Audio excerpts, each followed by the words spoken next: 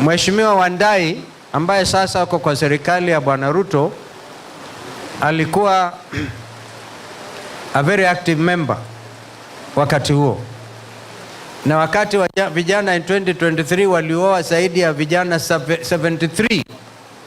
Nakumbuka tukizika watoto wengi Siaya County kwa Governor James Orengo. Na wengi Ukambani na kwingineko. Sasa in 2024 wakati wa watoto walijitokeza wakasema hatutaki ushuru ambao wazazi na sisi wenyewe hatuwezi kuubeba, wakawawa wengine zaidi. Sasa ninavyozungumza, vijana ambao wameuawa kwa kupigwa risasi, kando na kuharibiwa mali ya watu wengi, jamaa wengi Kenya kuachwa bila kuwa na watoto wao na huzuni mwingi, ni zaidi ya 120 between 2023 and 2024. So church, you need to pray, because one of the things ndugu Raila walikubaliana na Mheshimiwa Rais Ruto ni ile inaitwa 10-point agenda. Walikuwa kabla ya mwezi wa 3, sasa tuko mwezi wa 5, kabla mwezi wa March wawe jamii za watoto waliuawa kwa maandamano wawe wamelipwa ridhaa. Jambo hilo halijakamilika. Na mimi sikuja hapa leo kwa mambo mengi. Nataka mjue bado Kenya iko na huzuni. Tumekuja kwa kanisa la SDA, kanisa ambalo na waheshimu sana. Kama kuna singing, watu wana sauti nyororo. If you want proper singing, you go to SDA. Wewe ni mwimbaji wewe? Wewe nadhani ajui kuimba, wewe anaimba kivyake. So, and I've seen that, and it has become a wonderful, in fact, I think, nimeona wale ambao wamewakaribia ni watu kutoka Tanzania ambao walikuwa juzi upande wa Machakos, Neema Choir. Nasema wimbo ambao nasema Mungu atakuregeshea. Atakuregeshea. Watoto wameuawa kinyama, watu wazazi wamewachwa na huzuni mwingi, uchumi ni mbaya, badala ya kupata nafasi za kazi zinaenda kwingine. Mungu atawaregeshieni. Watu wa Homa Bay, watu wa South Nyanza, watu wa Nyanza na jirani zenu hapa wa Kisii na Kenya nzima. Kwa hivyo nashukuru sana kwa kikao hiki. Sana. Na kwa sababu mvua imepungua, nilikuwa nikingojea ndio tuangaliane live. Hapa kuna watu walisema hawajaona Kalonzo tangu azaliwe. Si ni kweli? Hata mimi pia kuna mtu sijawahi kumuona tangu nizaliwe. Kwa hivyo ni mipangilio ya Mwenyezi Mungu mwenye baraka nyingi. Tuhakikishe kwamba tutashikamana pamoja. Na waenzi viongozi wa eneo hili, mwana gavana wenu Gladys Wanga ako mlengo wa serikali ya Kenya, what is it? Kenya Kwanza. Kwa upande huu tunaheshimu msimamo wake. Lakini kuna kijana moja mimi naona kama angekuja na mmoja anaitwa Millie Odhiambo, because I know wale watu walikuwa wanaheshimu baba zaidi. Mmoja wao ni Millie Odhiambo, na yeye mjasiri, alikuwa ogopi. Najua wanapima hewa. Senator Kajwang na mheshimu sana kijana huyo ambaye alichukua after our late brother. He's also your senator. Imagine how beautiful it would have been kama angekuwa hapa na Kalonzo. It would have been nice, sio? Hata hii kujenga hii tungejenga tu.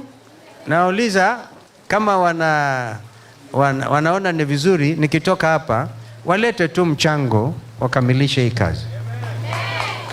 Wakamilishe hii kazi kama itakuwa imebakia. Lakini nataka mjue wengi wanahofu. Wengi wanaogopa Bwana Ruto. Lakini wa vijana wetu wanasema hawaogopi. Kama kijana mmoja huko seneta wa Nyandarua alisema na kuheshimu lakini sikuogopi. Mwingine anajitokeza mimi ndio Sifuna. Nadhani huyo Odhiambo huyu alikuwa akidhani yeye ni Sifuna. Vijana wanajitokeza kwa sababu wanapenda nchi yao, na lazima tuungane sisi zote pamoja. So I had to sacrifice to come. And I don't think it is much of a sacrifice. It's a big honor for me to be here today. My friend George, he spoke a lot about me. Yale aliongea usibebane na hiyo. Tumetoka mbali. He has done a lot of good to me. And he gives impression mimi tu ndio nimefaidika kwa urafiki wetu. Huyu jamaa ni muombaji, ananiombea sana. Aniombea familia yangu, aswa mke wangu Pauline. Actually, if you remember, we met that way because we would organize a team of very prayerful leaders. They'll come and pray for my wife who has been unwell, and I really appreciate. So mimi ndiye nimefaidika zaidi. Wacha hiyo hata nimepata matope, sijui nikakufanyia nini, sijui nini, and he knows it's not much. Si ndio? Kwa hivyo ni vizuri sana, and to come to your village is a big honor. When I saw him, alikuwa hajanona namna hii, alikuwa mwembamba. Sijui mke wake anampikia zaidi. And again, Kobil, we met this team. We are Mama Rose Aseko, who is in London. Whenever Baba Raila used to go to the UK, the receiving party was led by Mama Rose Aseko. She is watching us today, and she has sent that strong representative team so that we can also be together with you today. We may not do much because I'm in opposition. Na Wakenya wanajua mimi sio mtu mwenye tabia. You know, I was Kibaki's vice president. Kama nilikuwa na tamaa, ningekuwa nimeiba mashamba, nikachukua nini, nikafanya maajabu. But I said, where I come from is lower than where we are. Sekuru is lower. Mimi ni mtoto kutoka dunia ngumu.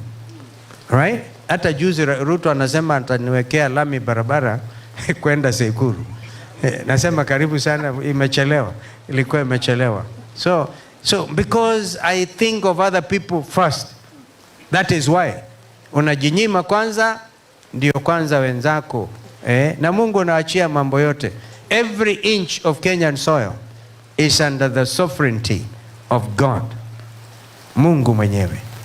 Now that is why when we are framing Katiba ya 2010, nasema the sovereignty of the country is vested in each of the Kenyan citizens. Kwa hivyo hii mahali tulipo ni patakatifu. I think that's what we were actually told by the preacher. And so for me therefore, it's the best I can do. Na wasi ile mambo ya budget ya elimu, hiyo ni kubwa.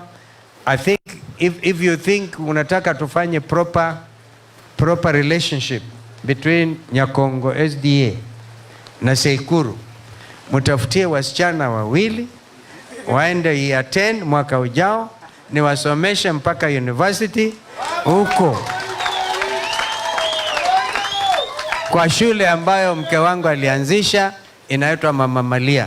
Even the late Professor Magoya, remember Professor Magoya, Minister for Education. Professor Magoya alisema na hii shule inaitwa Mama Malia, mtoto alikuwa na 100 points, ameenda akapata B+, ameenda university that time, because mke wangu alikuwa na maono hayo, and we therefore can get wasichana wawili from Nyakongo wakasomee huko Sekuru. Nembali, because it's also the same country, yeah, in the coming academic year. I think that's what I want to do under Kalonzo Musyoka Foundation.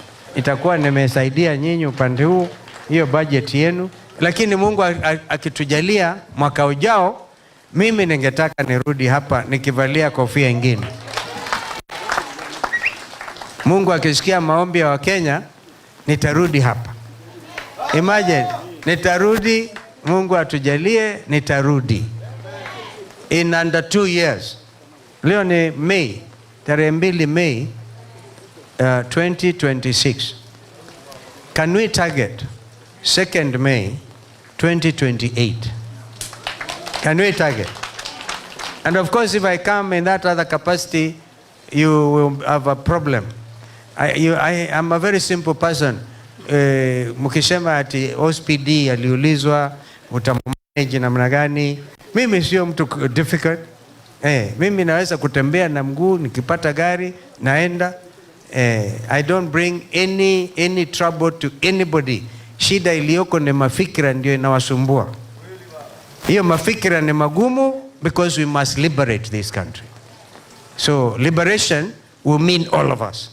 Nyinyi mko tayari? Mko tayari kweli? Si baba alikuwa anauliza, "Je, mko tayari?" Sasa tayari. Miaka hiyo 15 nilishikilia ndugu Raila because niliamini vision yake kwa nchi yetu. Angetaka nchi ya watu wanakaliwa kimambavu. Raila angetaka wizi. Raila angetaka ushuru ambao huwezi kusaidia yeyote. Angetaka kuuza hata mashirika ya serikali. Ingawaji tulitofautiana na yeye tu over JKIA, over ile muhindi alikuwa anaitwa Andane. We will sometimes differ with Raila. Tunaketi tunaongea. Lakini nataka niwaambie ukweli wa mambo. Kama kuna mtu anaelewa mafikra ya Raila ni Kalonzo Musyoka. Na mnaona wakati mimi nilipatwa na pigo kubwa, nilikuwa huko kwa kina Rose Aseko kuingia Heathrow Airport. Nikitoka kuingia London, pigiwa simu, Raila amelala, Raila amekufa, Raila amekufa. Mimi sikujua what to do. The second day nikasema nimecancel kila kitu, ninarudi Kenya. Na tukamsindikiza ndugu yetu. Mimi sikujua what to do. Niona saa wacha nikamwambia Mama Aida pole, nikatafuta ng'ombe wachache sana. Tukaenda pale. Akasema Joey. Sema kumbuka?